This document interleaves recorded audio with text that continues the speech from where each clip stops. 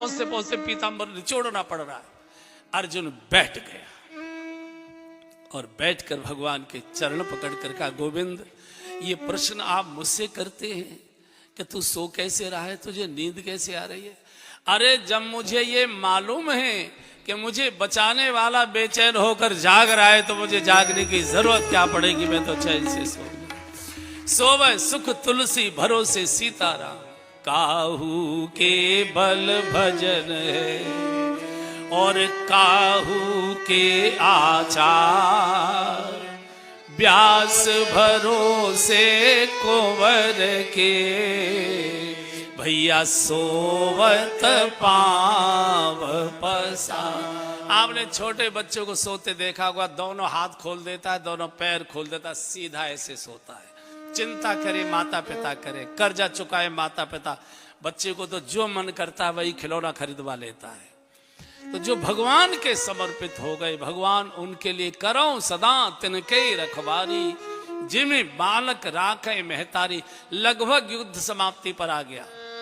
दुर्योधन जाकर रोया है भीष्म दादा के पास, बोले दादा युद्ध तो हम हार गए लेकिन मैं मरना नहीं चाहता, मुझे बचा लीजिए।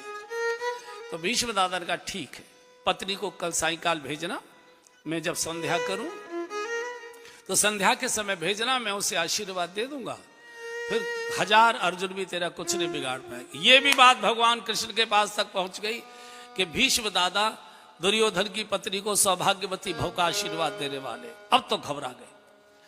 भगवान दौड़कर द्रौपदी के शिविर में गए। द्रौपदी जल्दी चलो। कहां? बोले भीष्म दादा के शिविर में चलना है। क्यों? बोले अगर दादा ने कहा है दुर्योधन की पत्नी को कि मुझे प्रणाम करेगी, मैं सौभाग्यवती का आशीर्वाद दे दूं, और अगर भीष्म दादा का आशीर्वाद दुर्योधन की पत्नी को मिल गया फिर 1000 अर्जुन भी उसका कुछ नहीं बिगाड़ पाएंगे, मैं भी तेरे खुले हुए केश नहीं बंधवा पाऊंगा जो मेरी प्रतिज्ञा।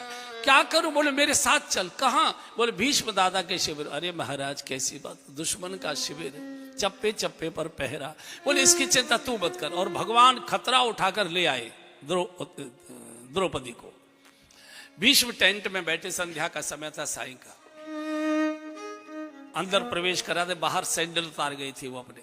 भगवान ने सोचा इसी समय कोई कौरव कुल का आ गया और पता लगा ये तो सैंडल द्रौपदी के हैं तो मुश्किल हो जाएगी। तो भगवान ने सैंडल उठाए, बगल में पीताम्बर में लपेटे, बगल में लगाए, और एक पीपल का पेड़ था वहां, बहुत दिनों तक रहा उस मैदान में, उसके 8 में छुप गए। और भगवान ने कह दिया था 5 बार प्रणाम करना तब अपना परिचय देना, 5 बार।